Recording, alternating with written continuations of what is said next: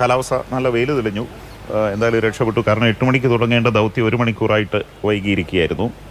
എല്ലാ സംവിധാനങ്ങളും ഒരുക്കി ആർമിയും സംസ്ഥാന പോലീസും വനം വകുപ്പും ഒക്കെ ചേർന്ന് എല്ലാ സംവിധാനങ്ങളും ഒക്കെ റെഡിയാക്കി ഈ സ്കൂളിൻ്റെ ഗ്രൗണ്ടിൽ മാർക്കിംഗ് നടത്തി ഹെലിപ്പാഡൊക്കെ ഒരുക്കി റെഡിയാക്കിയിരിക്കുന്നത്. അപ്പോഴാണ് മഴ അപ്രതീക്ഷിതമായിട്ട് വന്നത്. പക്ഷേ എന്തായാലും ഇപ്പം മാറി നല്ല വെയിൽ തെളിഞ്ഞിരിക്കുകയാണ്. അല്പം കാലാവസ്ഥ മോശമായ സമയത്ത് ഈ ദൗത്യ സംഘങ്ങളൊക്കെ ഭക്ഷണം കഴിക്കാനായിട്ട് മാറിയിരിക്കുക ഉദ്യോഗസ്ഥരൊക്കെ. അതിനുശേഷം എന്തായാലും ഇപ്പം നല്ല വെയിൽ തെളിഞ്ഞുണ്ട്. അപ്പം അതുകൊണ്ട് ഉടനെ തന്നെ ദൗത്യം പൂർത്തീകരിക്കാൻ കഴിയും. ഒരുപക്ഷെ നമ്മുടെ ഒക്കെ അറിവിൽ ഇത്ര ഒരു എക്സ്പീരിയൻസിൽ ഇത്ര ഒരു റിസ്കി ഒരു ഓപ്പറേഷനാണ് നടത്താൻ പോകുന്നത്. സംസ്ഥാന സർക്കാരിൻ്റെ ആവശ്യപ്രകാരം 150-ലധികം ബോഡികൾ കിട്ടാനുണ്ട്.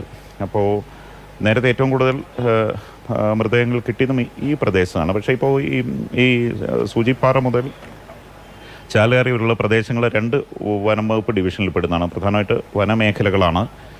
നിലമ്പൂർ ഡിവിഷൻ്റെയും അതുപോലെ തന്നെ മേപ്പാടി ഡിവിഷൻ്റെയും. അതുകൊണ്ട് അവിടെ ഫോറസ്റ്റിൻ്റെ സഹായത്തോടുകൂടി മാത്രമേ പരിശോധിക്കാൻ പറ്റുള്ളൂ. പ്രത്യേകിച്ച് വന്യമൃഗ ശല്യമുള്ളതാണ്. അതുകൊണ്ട് തന്നെ 2 ഫോറസ്റ്റ് ബീറ്റ് ഓഫീസർമാർ ഈ മേഖലയിൽ ജോലി ചെയ്ത വൈദഗ്ധ്യമുള്ളവർ, അതുപോലെ സംസ്ഥാന സർക്കാരിൻ്റെ സ്പെഷ്യൽ ഓപ്പറേഷൻ ഗ്രൂപ്പിലെ അംഗങ്ങൾ, പിന്നെ ആർമിയുടെ കമാൻഡോസ്, ഇവരാണ് ചെയ്യുന്നത്.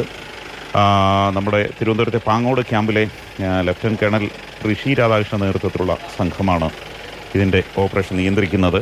രാവിലെ അദ്ദേഹവുമായി സംസാരിച്ചപ്പോൾ അദ്ദേഹം പറയുന്നത് ഈ കാലാവസ്ഥ മാറിക്കഴിഞ്ഞാൽ നമുക്ക് ഇത് നന്നായി നടത്താൻ കഴിയും. അതോടൊപ്പം തന്നെ ഈ മേഖലയിലെ പുഴയോരങ്ങൾ, ഇവിടെ മനുഷ്യൻ അവിടെ എത്തി പരിശോധന നടത്തുക എന്ന് പറയുന്നത് അത്ര എളുപ്പമുള്ള കാര്യമില്ല. അപ്പോൾ ഈ പുഴയോരങ്ങളിൽ ഈ സംഘാംഗങ്ങളെ ഹെലികോപ്റ്റർ കൊണ്ട് റോപ്പ് വഴി അവിടെ ഇറക്കും. അതിനുശേഷം അവർ ഈ തീരങ്ങളിൽ പരിശോധന നടത്തും. മൃതദേഹ അവശിഷ്ടങ്ങളോ കിട്ടിക്കഴിഞ്ഞാൽ അത് ഇവിടെ എത്തിക്കുക എന്നുള്ളതാണ് ഇവരുടെ ഒരു ദൗത്യം. നേരത്തെ ഈ മേഖലയിൽ നിന്ന് മൃതദേഹങ്ങൾ നിരവധി കിട്ടിയിരുന്നു. അന്ന് പിന്നീട് മഴ പെയ്ത് വെള്ളം കൂടി. പക്ഷേ ഇപ്പോൾ വെള്ളം കുറഞ്ഞിട്ടുണ്ട്. അതുകൊണ്ട് തന്നെ അവിടെ ഇറക്കി ആ പ്രദേശങ്ങളിൽ നദീതീരങ്ങളിൽ പരിശോധന നടത്തുക എന്നുള്ളതാണ് പ്രധാനപ്പെട്ട ലക്ഷ്യം. അത് എല്ലാ സാധ്യതകളും, അതായത് ഇതിൻ്റെ പരമാവധി തിരച്ചിൽ നടത്തി എന്നുള്ളതാണ് സർക്കാരിൻ്റെ ദൗത്യം. കാരണം 150-ലധികം മൃതദേഹങ്ങൾ കണ്ടെത്താനുണ്ട്. അതുകൊണ്ട് തന്നെ അവരുടെ ബന്ധുക്കളെ ആശ്വസിപ്പിക്കുകയും അവരെ തൃപ്തിപ്പെടുത്തുകയും ചെയ്യുന്ന തരത്തിൽ തെരച്ചിൽ നടത്തേണ്ടത് ആവശ്യമാണ്.